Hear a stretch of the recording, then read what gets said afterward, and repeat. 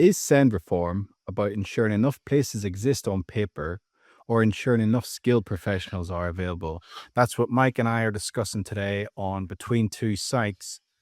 Mike, so let's get straight into it. The S.E.N.D White Paper has come out. Everybody's had a chance to read it. Everybody's got an opinion on it.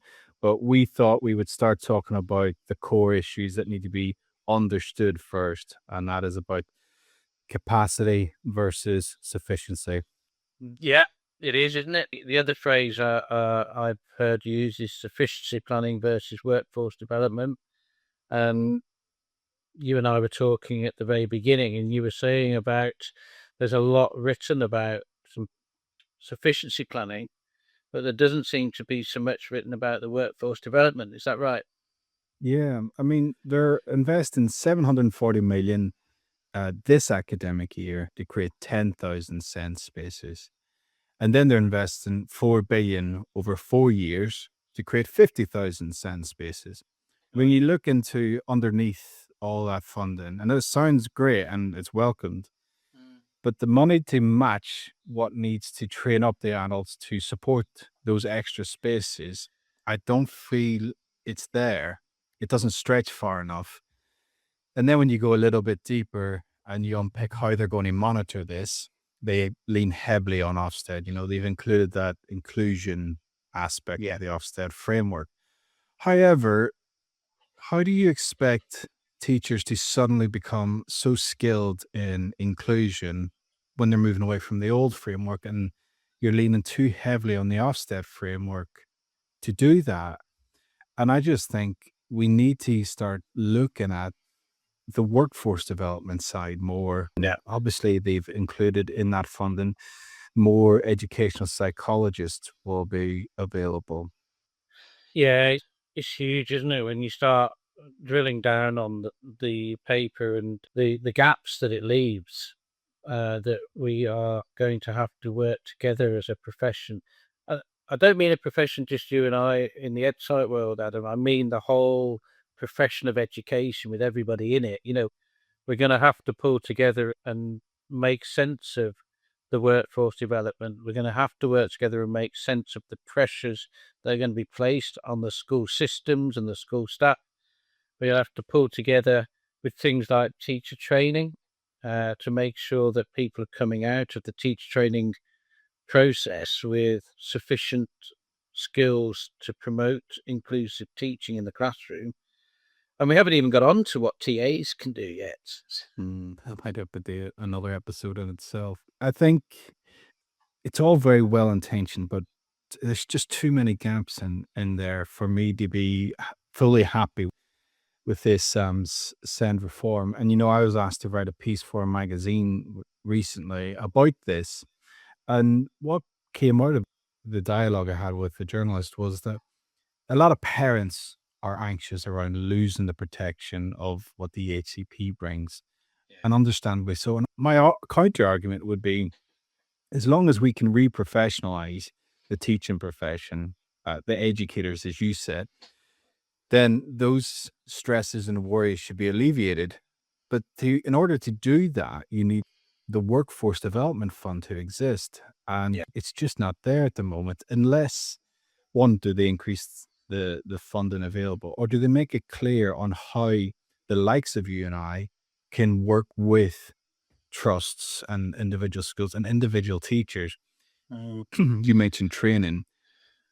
I don't think training is going to be enough.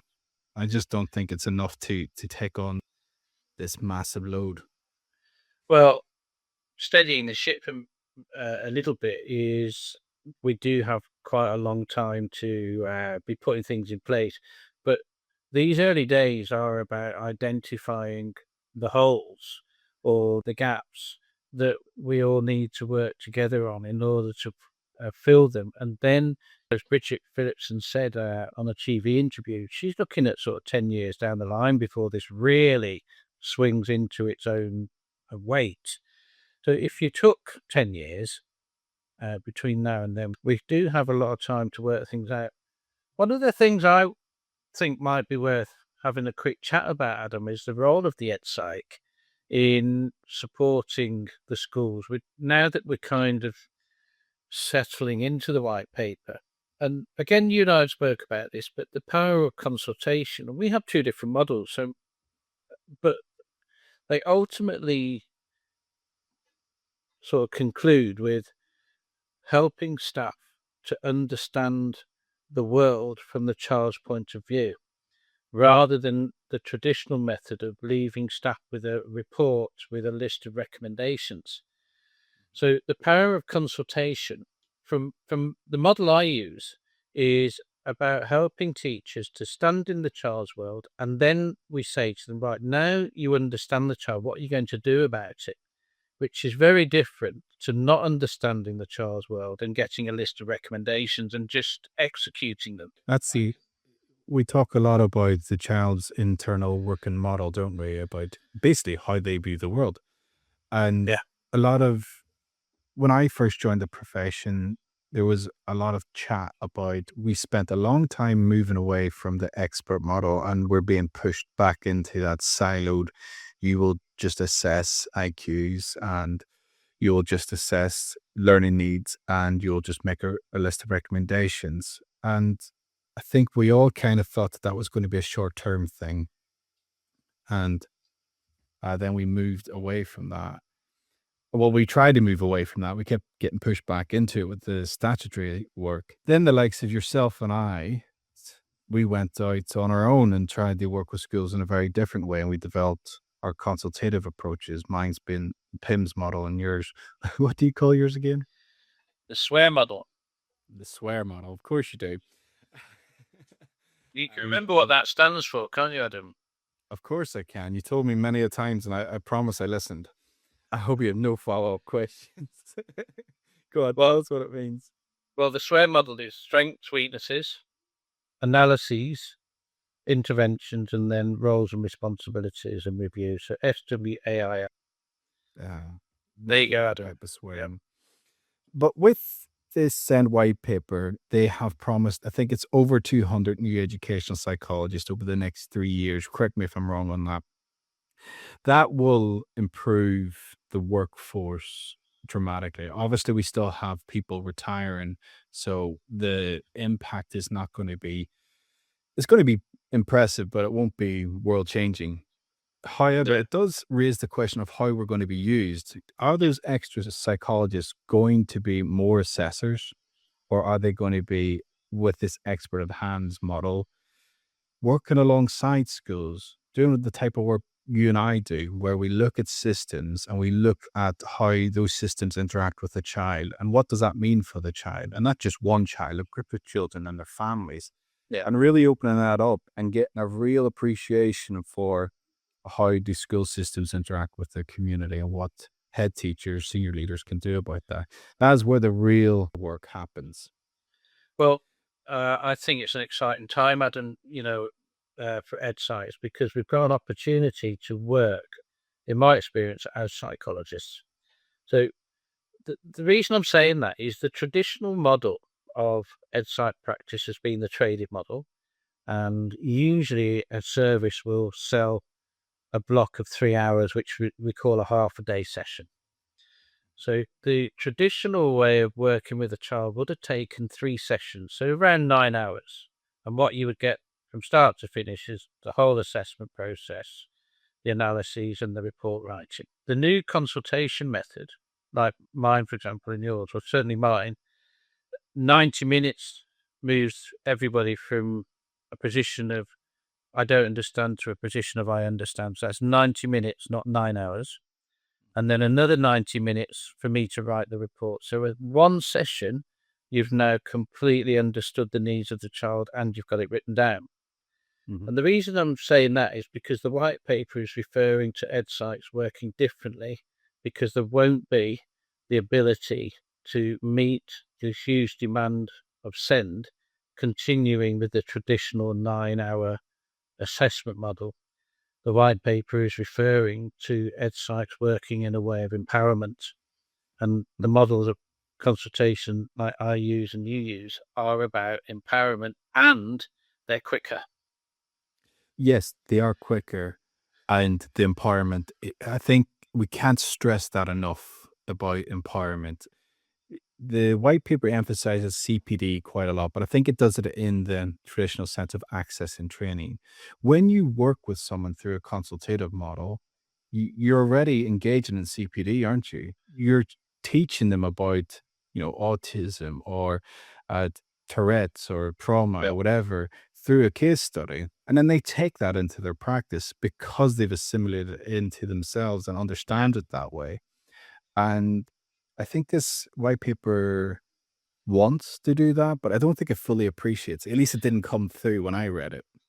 Well, it's really interesting. I'm smiling because in the last 10 years of being an ed psych using my consultation model, I have not done one staff training. 10 years. In Wow. the last 10 years, I have not had to do one. The head teacher and Senko have not asked me to do one single staff training. And that's because their staff are doing what you've just said. They're getting their CPD and their understanding of challenges within the consultation process. Yeah. And I'd echo that. Since I've moved to this PIMS model, psychologically informed management systems, I work from the head teacher down, and it's the filtering effect means that I don't have to do much staff training. I sit alongside them, just like you did. And it's one, it's more satisfying for us. And two, you see the impact sometimes immediately in the children, the staff, everybody feels better off for it. Yeah, Yeah.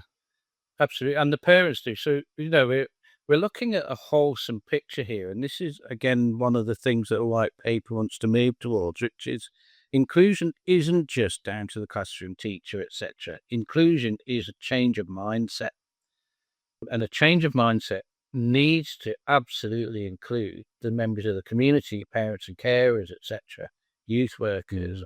all these people that have tremendous impact on approaches in the community and the influence on the family. So Hmm. the consultation model does actually filter out to those people because usually they're in attendance. But if they're not in attendance, they're starting to see how their child is developing in the classroom, and the teachers and the TAs, etc., are sharing what to do outside of the classroom. Yeah. And I think for the listener, it's good to know that although we're educational psychologists, our full title is educational child and community psychologists. Some of us have slightly different titles added on. I think some have developmental in there somewhere. But the point being is that we are holistic in our approach. We look at the Yeah, community, the child, the family, and the school system. So we are trained to operate in that way.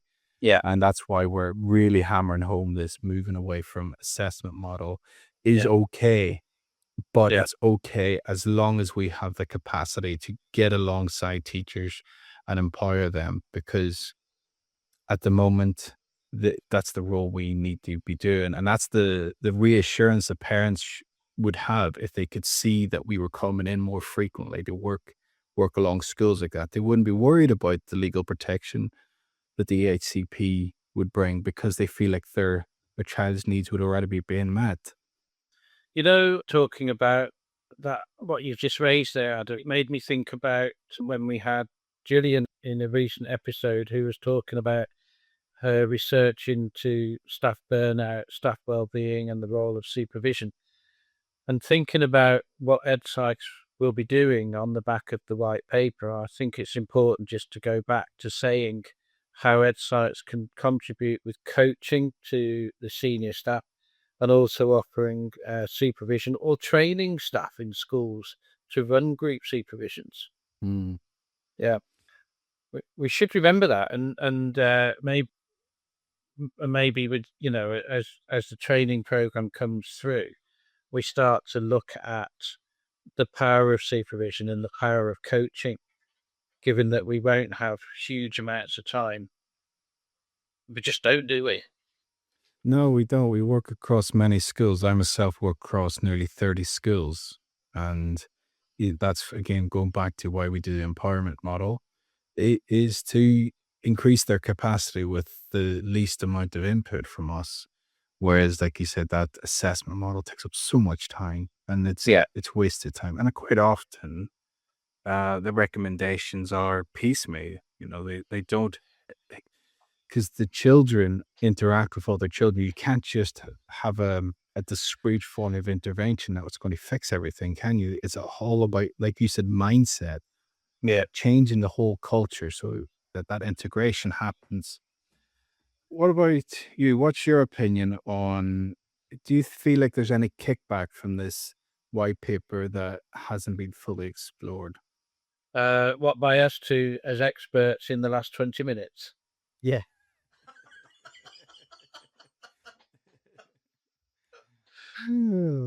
Well, there's just going to be so many holes coming out, or so many questions, or so many worries coming out. And the big one that we're considering, I think, is the funding, because the funding is being heavily described to be associated with places. So we call that the sufficiency planning.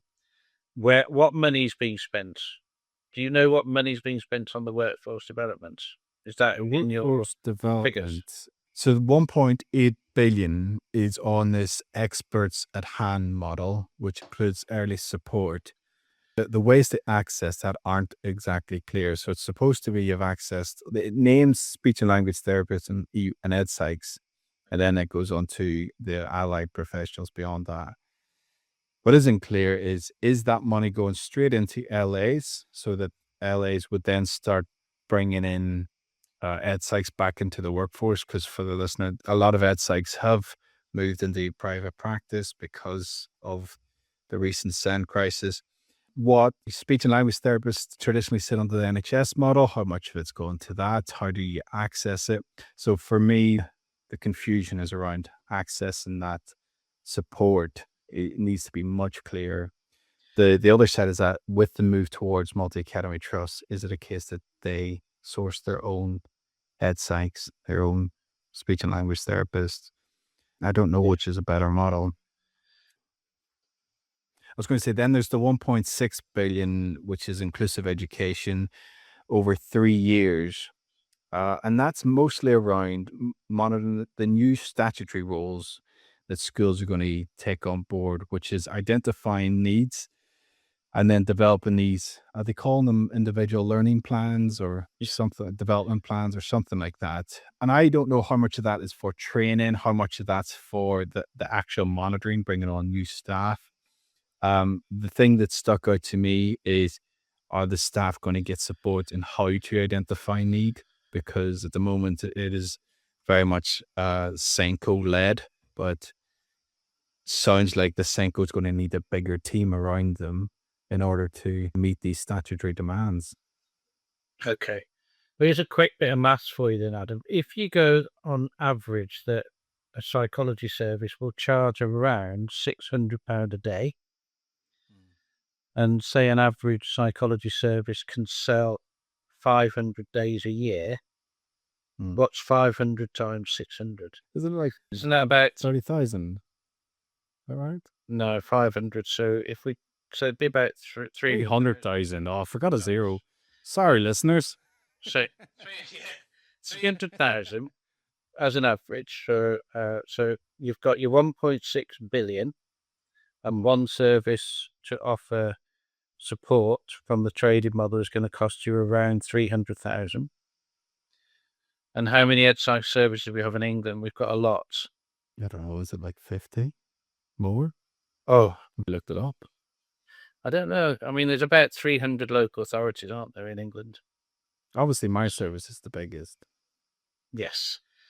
But I'm talking about local authority ones that can't compete with yours.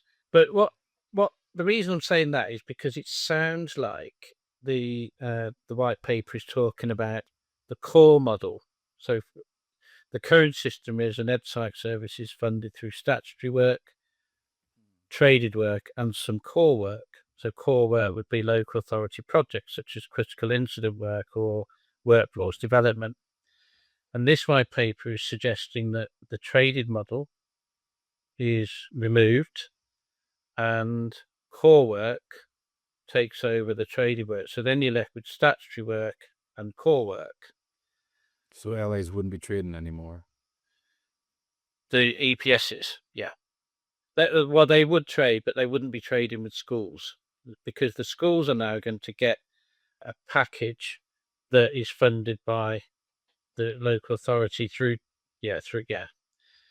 So, but the issue we have here is that if a local authority set of schools need 1,000 days and the EdPsych service for that local authority can only sell 500 days, what are we doing about the extra 500? That's a very good question. And based on the rough maths, I'm assuming that the extra 200 ed psychs isn't going to fill that gap because that would require us doubling the workforce, which isn't happening anytime soon. No, it I think isn't. there's a full-time equivalent 5,000 ed psychs in the country. I could be wrong, but I think that's around the number. So the issue is then you've then got this capacity versus demand or demand versus capacity, where the local authority is now 500 days short of supporting the schools. They've got a choice. This can either be a prioritization process, so all the schools have to say, right, well, my child needs an ed type more than your child, so we prioritize through your system. Well, what's that going to do? Because That's the system we're in now. yeah. And then the other option is that the schools might then say, I'm not waiting around for this child. I've got to wait 6 months for the local authority EPS through this central funding model to see my child. What are they most likely going to do? They're going to go and buy someone. They are, yeah. So then we have this. So are we really making any headway by having centrally funded core work? Doesn't look like it. No. Do you have an answer to it? What can we do? We honestly go back to what I was saying about the way ed psychs work. So we move away from the traditional time consuming model and we move towards the empowerment model. And that's going to be a brave step for quite a few of our colleagues, and also for quite a few of the principal ed psychs and partnership with the director of education. It's going to be brave, but my route would be I'd be looking at how my team of ed psych delivering psychology. And I do think some of the forward-thinking schools and trusts are on board with that. I'm particularly thinking around the schools I support. There's a big emphasis on supporting leadership, mostly around the burnout that has been happening with head teachers. It's reaching crisis stage, so they're seeing that, and they've been bringing me in a lot to support on that end. And I think schools are going to have to, maybe the MAT model means that they are going to have to decide how this plays out. And they're saying, we do want this consultation model because we want the need met. We don't Yep. want to stick with what, and especially if the EHCP side of thing doesn't lead to as much funding as it used to, because they're cutting back on that, aren't they? Yeah, that's right. I want to pick up on what you say there about head teachers, Adam, because I think the whole area of head teachers gets overlooked. You mentioned head teacher burnout, and it reminded me of doing a head teacher coaching program. And I did a pilot to see if it was be needed or not. And in that pilot, in that first hour of the coaching, 2/3 of the head teachers, they hadn't met me before, but 2/3 of the head teachers were crying in that first hour because of the pressure and the burnout potential that was facing them. And I think we need to really, as a profession or even a local authority, really take care of our head teachers. I couldn't agree more. The head teachers I support, similar to what you're describing, the emotions just sit right below the surface. And I remember one consultation with a head teacher recently who was visibly stressed. And when I asked them, are they okay? They said yes, but then broke down. And that just shows you the amount of pressure they're under, like you say. But they've got to hold a lot. They've got to hold the community aspect. They've got to hold their staff team together. They've got to hold the needs of the child at the forefront of what they're doing. And they're one person. That's the thing. They're one person. It's asking a lot of one individual. And if we can come alongside them, we just take a bit of that emotional burden, offer that reassurance that is rooted in good psychological theories and good empirical evidence. You got to feel more confident as a head teacher just by having that. I know it's true because the ones I've helped, implement the strategies that I put in place, and then they feel more confident, their staff will feel more confident, and it's reflected in their Ofsted reports. Yeah, yeah. It really is, and, when we were talking to Julia, and we were talking about, um, sustaining a sense of inner equilibrium, it's very easy for that inner state of equilibrium to become, unbalanced with stress and pressure. And that's one of the reasons I think that, we have to look after our head teachers. We have to help them to be supported to maintain that inner state of equilibrium so that they can lead. What do you think of what we spoke about with Gillian, in the sense that supervision needs to become core within education?